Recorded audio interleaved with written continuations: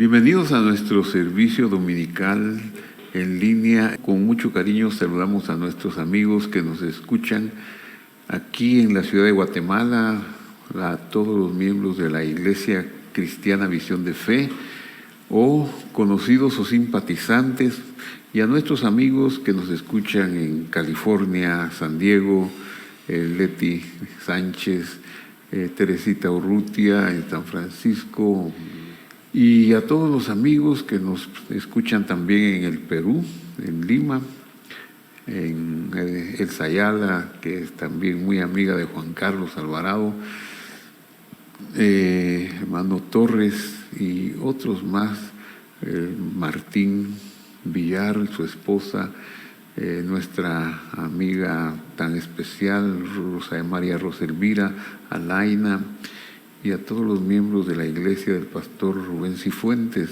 el doctor Rubén Cifuentes en Lima. Un saludo muy especial para ustedes. Les invitamos a cantar con Juan Carlos Alvarado, nuestro querido hermano, y a adorar al Señor un momentito con él, y enseguida les invitamos a quedarse con nosotros para meditar en la palabra del Señor. El tema que estaremos hablando hoy es sobre el diablo, vuestro adversario el diablo, pero no tengamos miedo, no es algo que nos aterrorice, sino que vamos a dar algunas herramientas que nos pueden dar libertad de esa opresión del diablo. Así que, Juanca, te dejamos el tiempo para que nos conduzcas en la alabanza. Por favor, Juanca.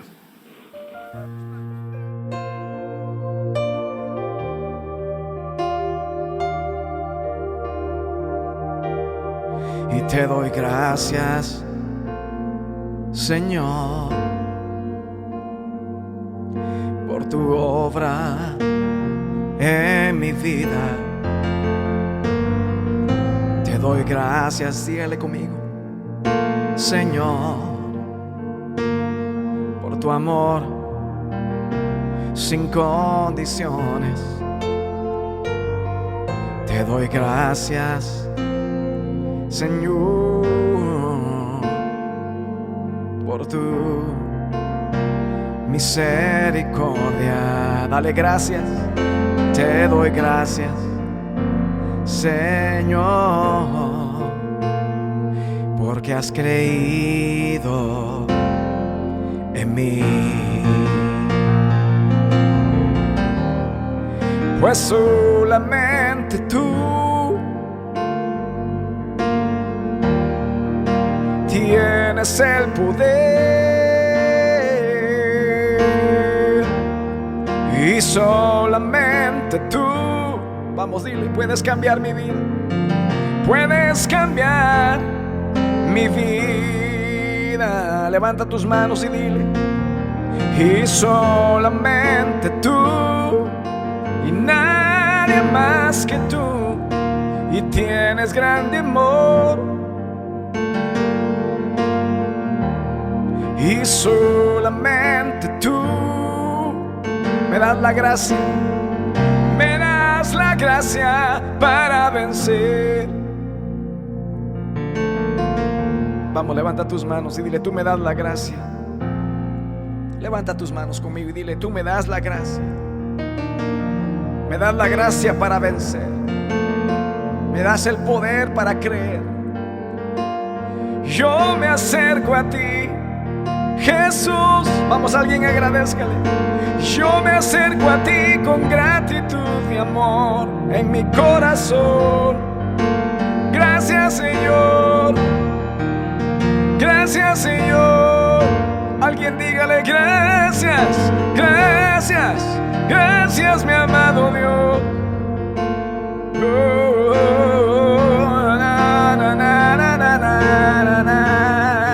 Gracias, mi amado Dios. Y pues solamente tú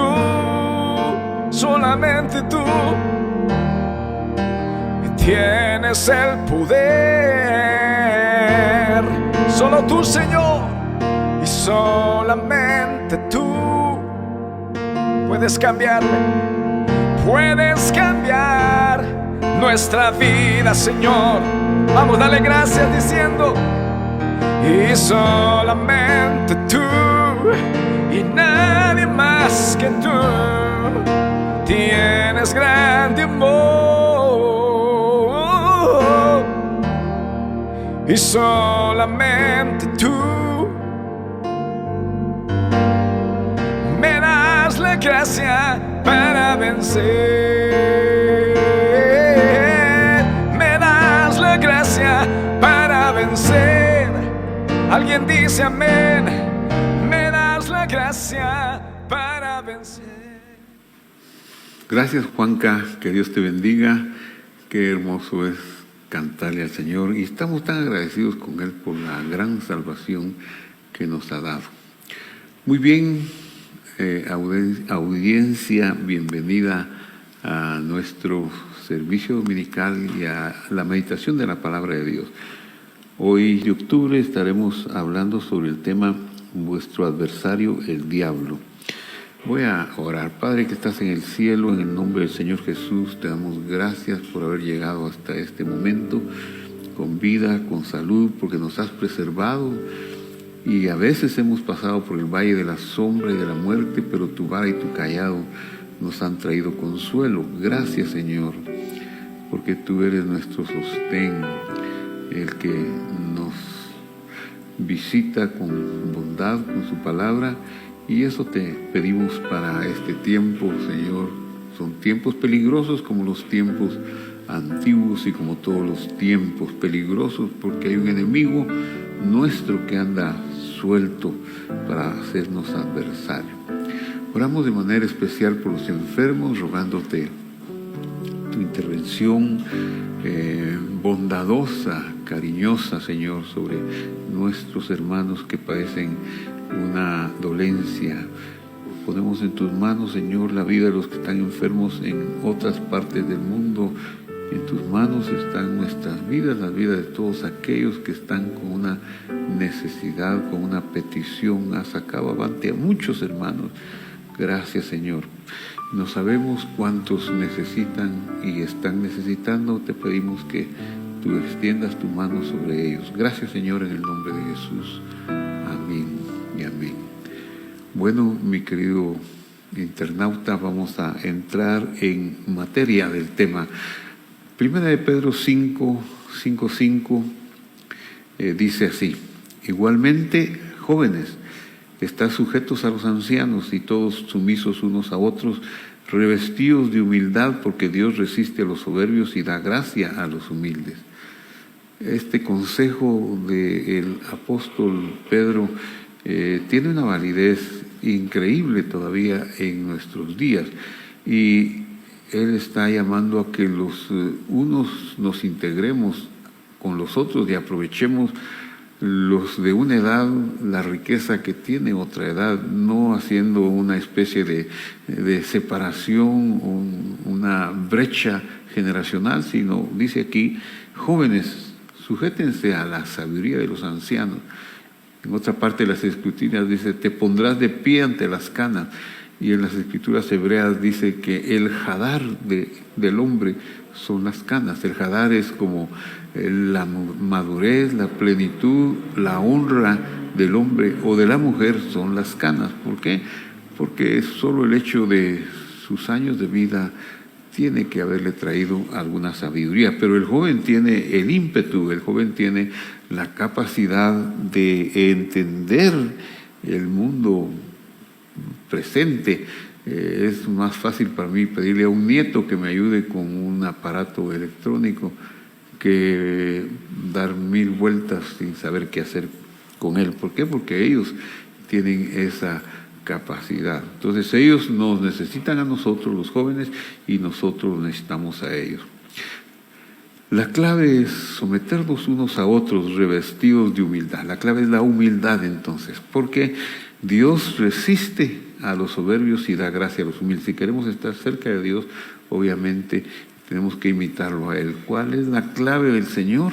La clave del Señor, cuando tuvo que hacer la redención de la humanidad, fue disminuir su honra. Eso es lo que dice el apóstol Pablo en Gálatas 3:13 y 14.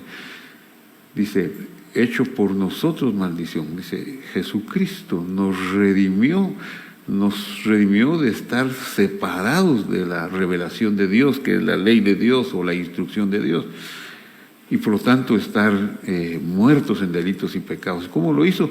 Él se hizo maldición, y aquí la palabra que se usa es otra. Hecho por nosotros maldición significa Él disminuyó su honra, porque está escrito, dice el apóstol, maldito el que es colgado en un madero, y eso es una escritura de Deuteronomio 21-23, que dice, Ki kilalat Elohim talui, Ki kilalat Elohim talui, y lo que ahí dice traducido al castellano es, porque la disminución de honra del Dios colgado en el madero, ¿verdad? Esa es la disminución, o esa es la maldición.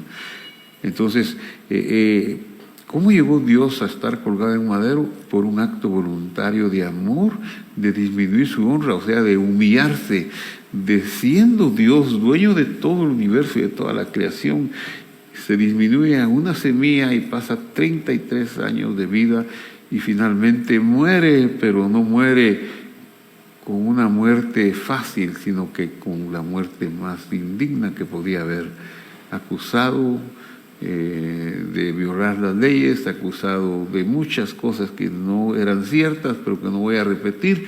Esa fue la humillación máxima, pero eso lo levantó hasta lo sumo y levantó a la humanidad, que Él vino a pagar la deuda a los suyos, a los que Él pagó en esta humillación, su redención.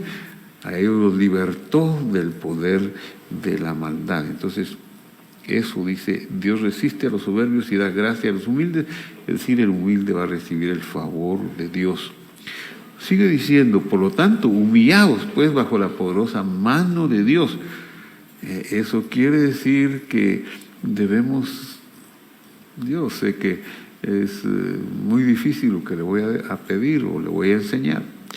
Le voy a decir que es más fácil ser nosotros dioses y pensar que tenemos la capacidad de ir hacia adelante y de vencer los peores obstáculos, las peores guerras, y con una palabra que digamos una palabra de mucha emoción, abramos campos, cerremos puertas que impidan al enemigo venir con nosotros, o abramos puertas, etcétera, que el poder esté en nosotros, y eso no es cierto. El poder está en la palabra del Señor. Ni siquiera el Señor Jesús, cuando estuvo en la tierra, hizo cosas que no estaban escritas en la palabra. Si eres hijo de Dios, di que estas piedras se hagan pan. No estaba eso escrito en la palabra de Dios. Por lo tanto, le contestó al tentador, no solo de pan vivirá el hombre, sino de toda palabra. Y esa es la clave. Humillarnos a Dios es vivir por la palabra, entender cuál es nuestra misión en la vida y cuál es la palabra adecuada para cada momento en nuestra vida. Eso es humillarnos bajo la poderosa mano de Dios, saber que en este mundo, aunque estamos sufriendo la opresión del enemigo, de la oscuridad, del engañador, pero este mundo es de Dios porque Él lo compró, Él lo hizo, y cuando el hombre lo entregó a la serpiente, Él vino y pagó la deuda del hombre y pagó por la redención de todas las galaxias y de este mundo. Por lo tanto es de Él, pero no ha sido sacado el enemigo todavía. Falta su juicio final para que sea erradicado de este mundo. Hasta ese entonces Él dejará de hacer daño y se convertirá en el sueño que todos tenemos. No más pobreza, no habrá pobreza, no habrá veneno, no habrá mal entre los animales y el hombre, no habrá nada que dañe su santo monte. Pero mientras tanto estamos bajo la cuidadosa mano del Señor, y esa poderosa mano del Señor muchas veces implica que Él, en lugar de decirnos como María, le dice, si hubieras estado aquí mi hermano no hubiera muerto, y ella llora, y sus amigos que la están visitando lloran, en lugar de decir, María, hombre, no llores, ya en 10 minutos resucito a tu hermano. ¿Qué hace? el Señor llora también, se conmueve profundamente, porque este es el tiempo en que Dios todavía tiene el nombre de roca. ¿Qué quiero decir con que tiene el nombre de roca? La roca no habla, la roca no protesta. Dios todavía está en el periodo por causas que yo no conozco, pero que pertenecen al conocimiento de Él y a la paz, a la justicia divina en plenitud. Él todavía está dando tiempo para que muchos procedan al arrepentimiento. No es que su venida sea una tardanza, sino que espera que muchos se vuelvan a Él. Entonces la poderosa mano de Dios a veces significa que en lugar de darnos lo que pedimos y que creemos que sin ello nos morimos, Él dice: lloro contigo, pero no puedes recibirlo. Después lo entenderás. Y lo mejor es que no lo recibas, porque todo es para bien, todo obrará para bien.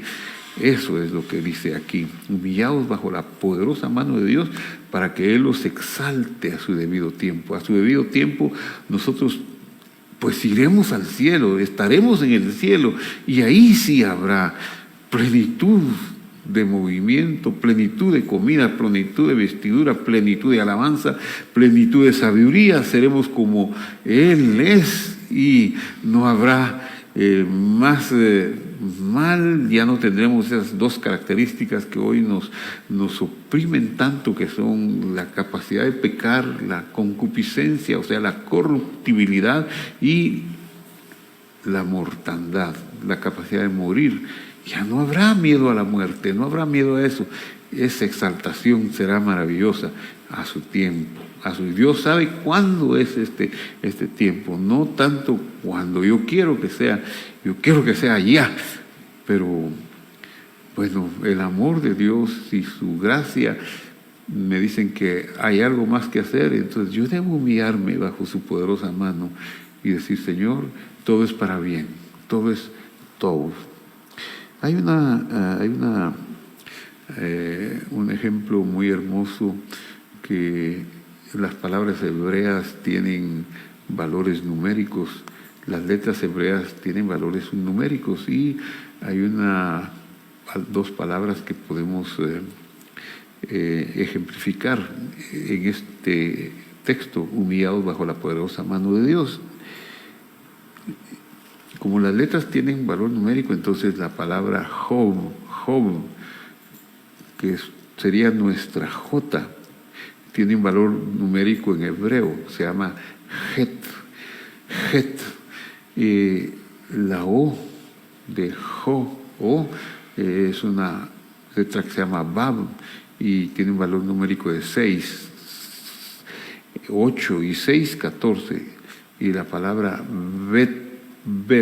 la B de Job tiene un valor numérico de 12, esto nos da 16, pero no caigamos en el error de pensar que es el nombre del libro llamado Job, que está antes de los Salmos, porque ese nombre se escribe de otra manera. Las letras hebreas para este nombre del libro de Job es Job, no es Job, es Job.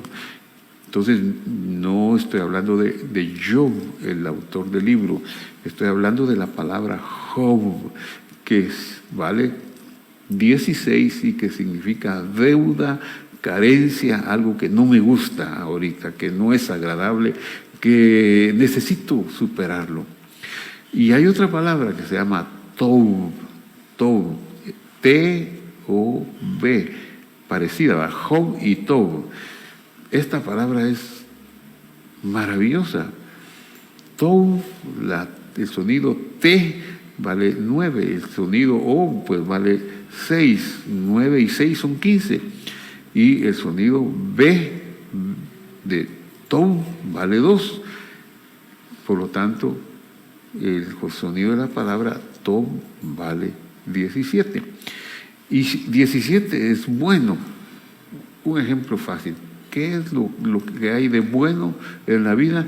Lo mejor de la vida es, por ejemplo, la luz. porque la luz es la que da vida. Y así dice la Escritura. En Génesis 1:3 dice, y vio Dios, y dijo Dios, sea la luz, y el versículo 4 dice, y vio Dios que la luz era buena. Y luego le sacamos el valor numérico a la palabra buena ahí, para la luz. La luz era ¿qué? Tov, o sea 17. La luz era Tov. ¿Y qué es lo otro mejor que tenemos? La familia. Y la familia se forma un hombre y una mujer. Y dice Proverbios 18:22, el que halló esposa halló el bien y alcanzó la benevolencia del Señor. El que halló esposa halló el Tov y alcanzó la benevolencia del Señor. Entonces, Tov es lo bueno, lo máximo, la familia, la luz, la vida. Y Job es la carencia, la deuda. ¿Qué diferencia hay entre Job y Tov? Un 1. Porque si a 16 le sumo 1, tengo Tov. Entonces la carencia más 1 me da 17. ¿Cómo logro salir de la carencia y pasarlo a que es algo bueno? Bueno, si la Biblia dice que todo es para bien, todo obra para bien, ¿cómo puede obrar algo malo para bien? ¿Cómo puede un Job convertirse en Tov, en bueno? Pues le sumo 1. ¿Y 1 qué es? La letra 1 en el idioma hebreo se llama Aleph y tiene un valor numérico de 1. Entonces, si yo sumo la Aleph a Job, que es carencia, voy a tener 17, que es lo bueno, lo maravilloso, la vida, la luz, la familia. ¿Y cómo hago para agregarle ese 1? Pues hago esto: humillaos bajo la poderosa mano de Dios, porque Dios, el nombre inefable de Dios, está representado en la letra 1, en la letra Aleph, porque la letra Aleph, cuando uno mira la figura de la letra Aleph, está compuesta por una rayita en medio y dos signos al lado de la rayita de en medio. Y esos 2 signos se pueden decir que son 2 letras que valen 10 cada uno, y la letra larga que está en medio vale 6. 10 y 10, 20, y 6, la letra larga, 26. Y 26 es el valor numérico de Dios, del nombre inefable de Dios. Entonces, si yo agrego 1, es decir, si agrego a Dios, si me humillo bajo su poderosa mano, en la peor carencia, en la peor deuda, Señor, me humillo ante tu mano, voy a estar agregándole un 1 a mi deuda, a mi carencia, y convirtiéndola en un 17, en un Tov, y voy a ver que todo es para bien. Continuemos. Verso 7 de 1 de Pedro 5. Echad pues toda vuestra ansiedad sobre Él. La ansiedad, el estrés, la carencia. ¿Qué comeré mañana?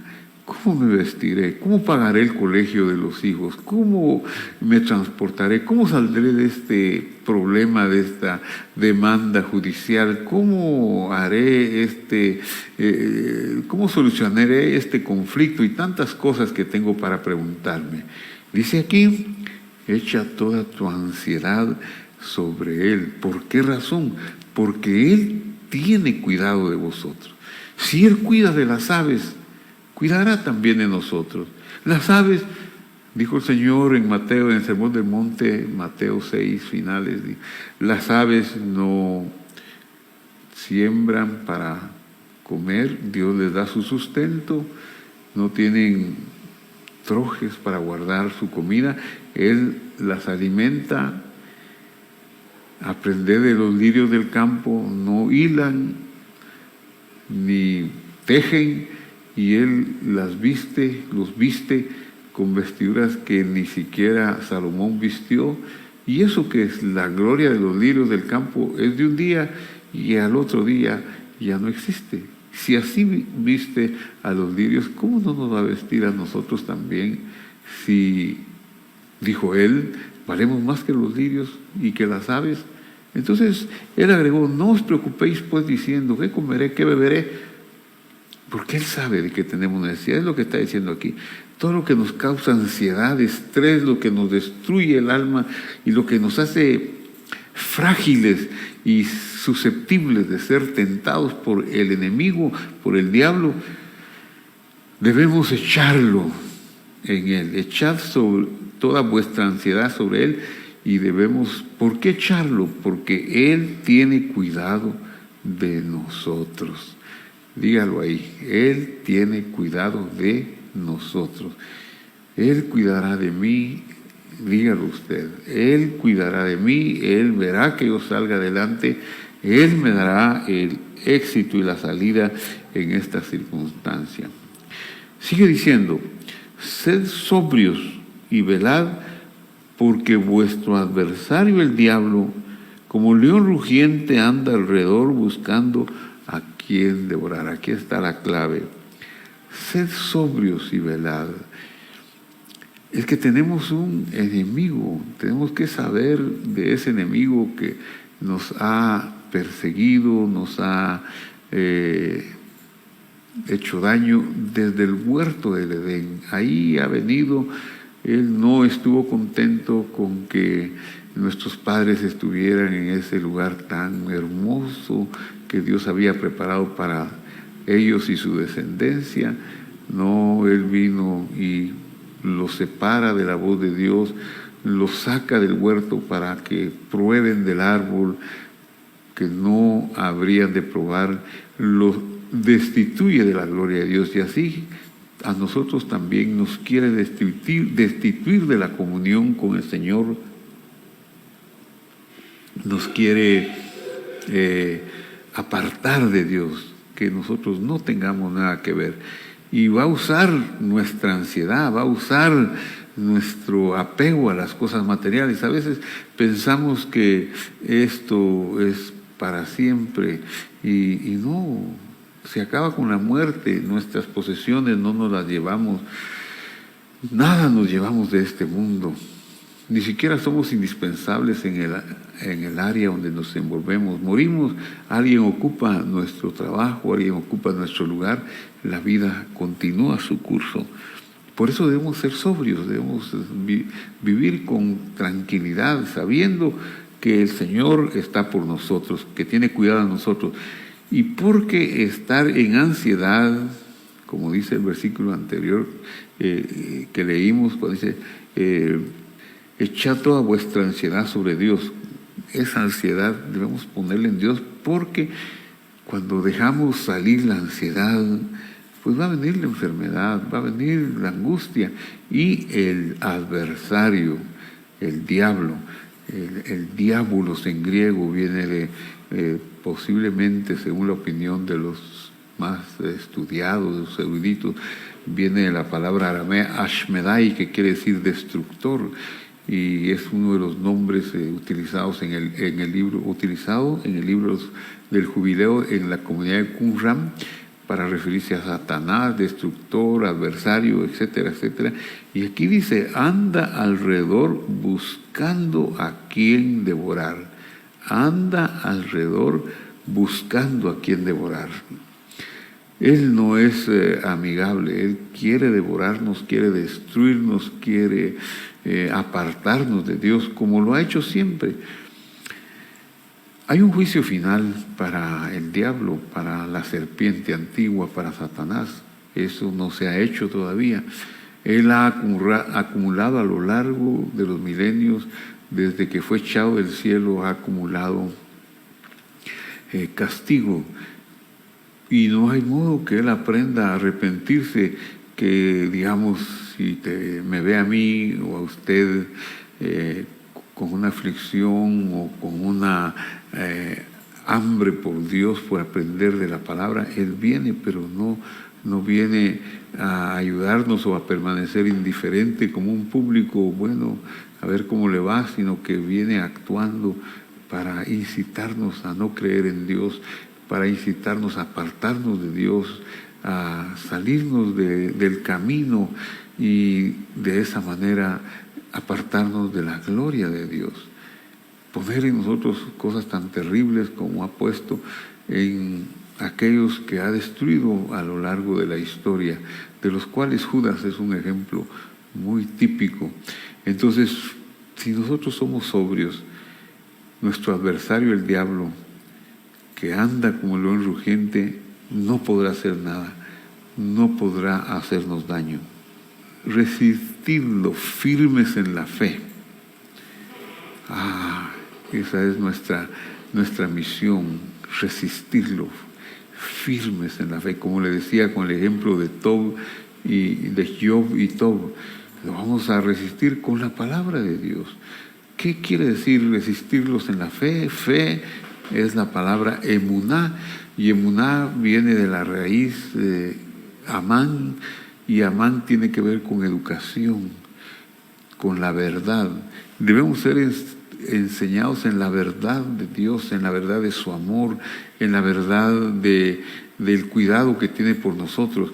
Dios es inmensamente grande, rico, y nos quiere hacer mucho bien. Dios no está requiriendo de nosotros una cuota de oraciones, una cuota de alabanzas o de servicio. Él no lo necesita. Él no necesita nada de nosotros. Su naturaleza es dar y dar y dar. Pero nosotros no sabemos recibir, no tenemos el recipiente capaz de recibir. Yo tengo aquí esta taza que tiene una capacidad limitada. Y aquí puedo poner una bebida vital como el agua. Y digamos que si yo necesitara mucho más agua, Dios me puede dar tanta agua como la que contiene un lago o un océano. Pero obviamente, si yo tengo una taza para recibir el agua que Dios me quiere dar, solo voy a poder recibir lo que contiene esta taza. Yo necesito tener una taza más grande, agrandar mi taza.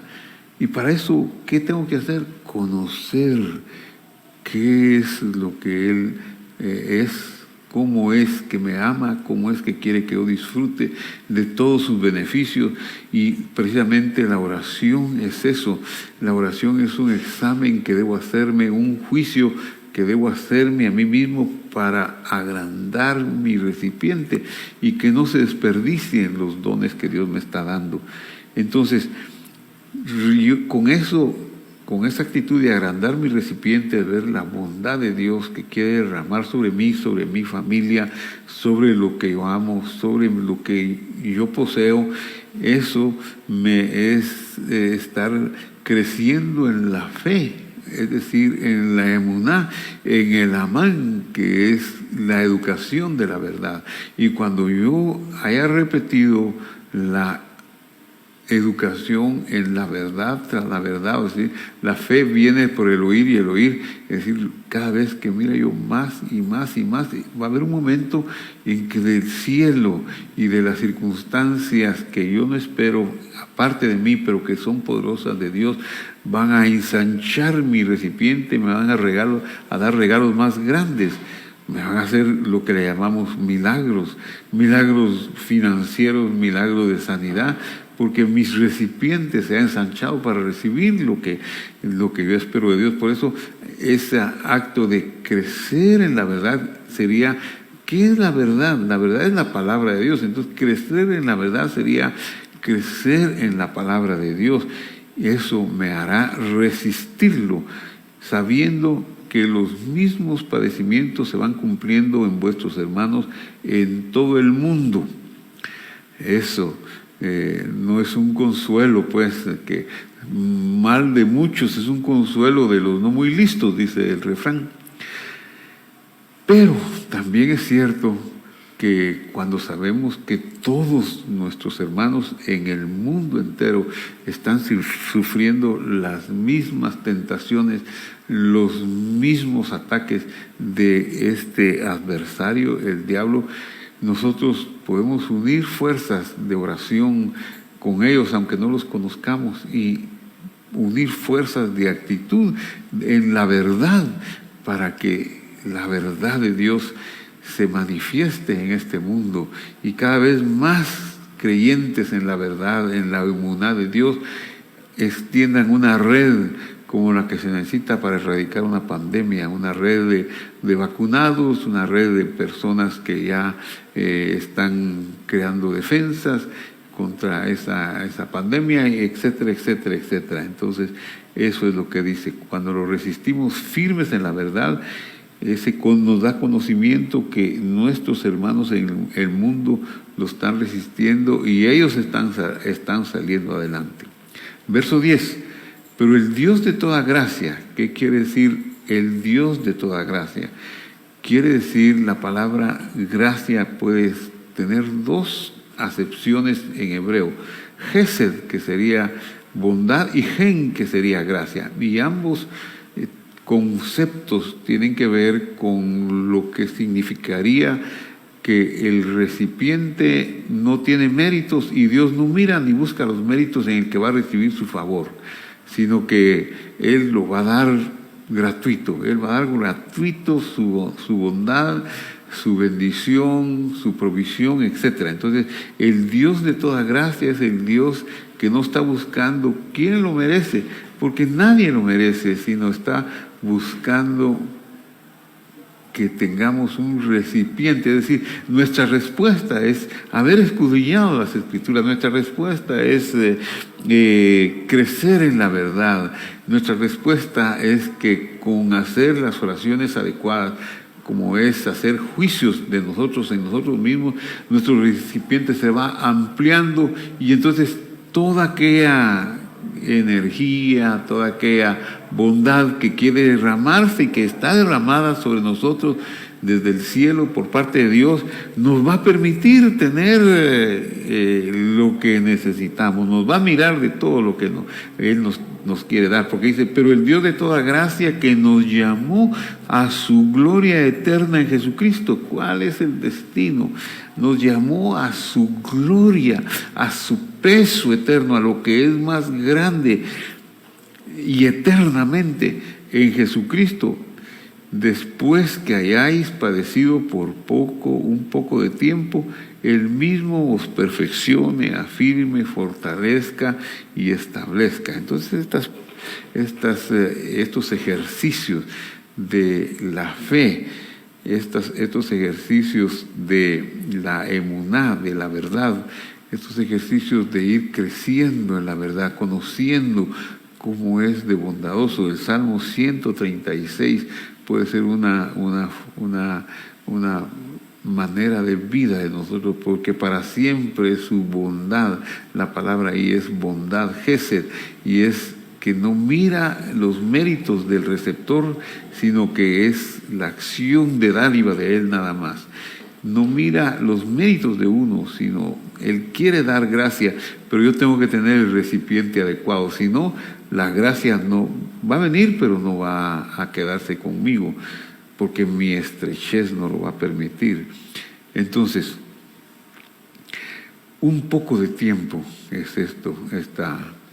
El poco de tiempo puede ser el tiempo que vivamos en esta tierra, porque después viene la iluminación, la gloria, la glorificación, pero también en este tiempo podemos ya empezar a disfrutar de los bienes venideros, sabiendo que todo es para bien y eso nos va perfeccionando y nos da ciertas premiaciones, porque también Dios premia el esfuerzo, como dice Job 5:7, el hombre nació para, la traducción más frecuente en español es nació para la aflicción, pero la palabra hebrea es amal, y amal no significa aflicción. Algunos podrían entender que amal significa para el trabajo o para el esfuerzo. Entonces el hombre está en esta tierra para esforzarse. Eso quiere decir que Dios nos premia si logramos una meta, sino el esfuerzo que hicimos para alcanzar la meta, aunque muramos en el intento, pero el esfuerzo por su palabra, por conocerlo a Él, en sus dones, eso es lo que Él premia, eso es lo que quiere que tengamos. Que trabajemos, que hagamos un trabajo, un esfuerzo para que Él nos perfeccione, nos fortalezca y nos afirme. Y finalizo con el versículo 11 del capítulo 5 de Pedro, donde dice: a Él sea la gloria y el imperio por los siglos de los siglos. Esto es un reconocimiento a esa soberanía, pero es un recuerdo a que Él no se apegó a ese papel de ser Dios, sino que se despojó de esos privilegios y se humilló. Él se humilló para venir a la tierra y morir por nosotros una muerte cruenta en la cruz del Calvario. Eso es el milagro más grande que Él haya hecho. Entonces, a Él le damos la gloria y el imperio por los siglos de los siglos. ¿Por qué? Porque Él se humilló. Así que Él ya era glorioso, Él ya era merecedor de toda honra, pero ahora lo es más, porque Él se despojó de esos privilegios y vivió como nosotros y pagó nuestra deuda por amor y resucitó y fue exaltado hasta lo sumo, con un nombre nuevo, con un estatus nuevo, y ahí está Él para extender su gesed, su bondad sobre nosotros. Bendito sea su nombre, y cerramos con una oración. Padre que estás en el cielo, gracias te damos. No nos cabe de alegría, o el corazón no es suficiente para dar cabida a la alegría que produce ver estas promesas.